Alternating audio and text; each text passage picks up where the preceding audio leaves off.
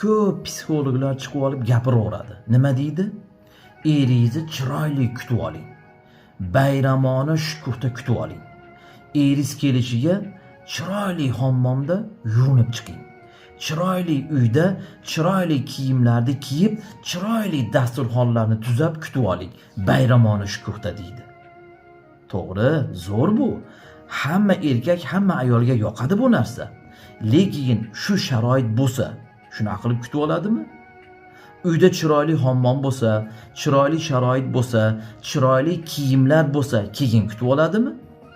O'zi uyda kelindi, o'lib ketgan momasidan qolgan xalatdan boshqa kiyimi bo'lmasa, qanday chiroyli kutib oladi?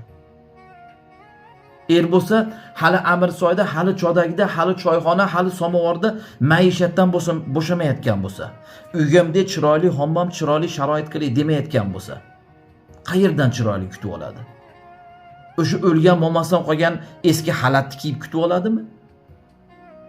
Chiroyli bayramona shukuhda, chiroyli sharoitda, chiroyli holatda kutib olish uchun chiroyli sharoitdan bo'lish kerak.